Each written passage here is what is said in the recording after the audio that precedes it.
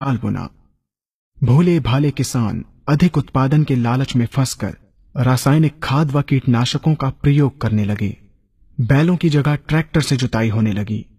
शुरुआत में कम रासायनिक खादों के प्रयोग से अधिक उत्पादन हुआ। धीरे धीरे रासायनिक खादों के प्रयोग के कारण भूमि की उर्वरा शक्ति क्षीण होने लगी, जिसकी वजह से उत्पादन घटने लगा तथा फसलें कमजोर होने लगी। फसलों के कमजोर होने के कारण उनमें रोग व कीट लगने लगे। रोग व कीटों से फसल की सुरक्षा के लिए और अधिक कीटनाशकों का प्रयोग होने लगा। एक तरफ ज्यादा उत्पादन के लिए अधिक रासायनिक खादों का प्रयोग होने लगा, वहीं दूसरी तरफ फसलों को रोग व कीटों से बचाने के लिए अधिक विषाक्त कीटनाशकों का प्रयोग बढ़ गया, जिसके कारण उत्पादन लागत बढ़ी और किसान को लाभ कम होने लगा, बल्कि छोटे किसान कर्ज में डूबने लगे।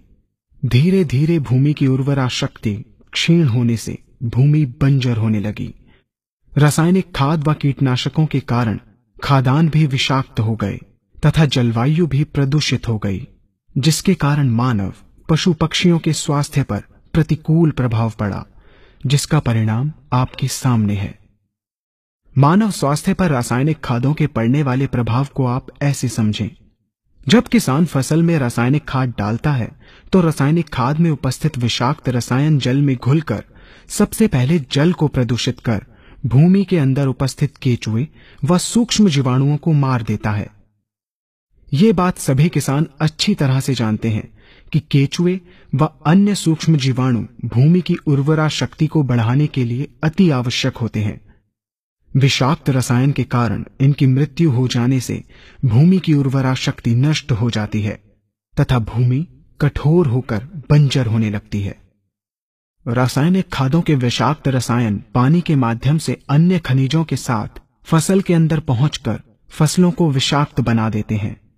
बाद में जब खाद्यान्न के रूप में मनुष्य या अन्य पशु इन्हें खाते हैं तो ये विषाक्त रसायन मानव स्वास्थ्य पर बहुत ही बुरा प्रभाव डालते हैं तथा मनुष्य के अंदर तरह तरह के रोग उत्पन्न करते हैं। जब हम जैविक खाद का प्रयोग भूमि पर करते हैं तो जैविक खाद पानी में मिलकर पानी को प्रदूषित नहीं करती। जैविक खाद भूमि के अंदर उपस्थित उर्वरा शक्ति को बढ़ाने वाले जीवाणु तथा केचुओं की संख्या को तीव्रता से बढ़ाती है, जिससे भूमि की उर्वरा शक्ति बढ़ती है तथा भूमि छिद्र युक्त एवं भुरभुरी हो जाती है, जिससे वायु और प्रकाश भूमि के अंदर गहराई तक प्रवेश करते हैं, जिसके कारण भूमि में तापमान एवं आर्द्रता का संतुलन बना रहता है और फसलें मजबूत होती हैं।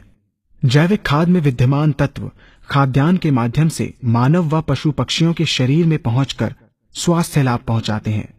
जैविक खादों के प्रयोग से फसलें अच्छी और मजबूत होती हैं, जिसके कारण उन पर रोगों एवं कीटों का ज्यादा प्रभाव नहीं पड़ता।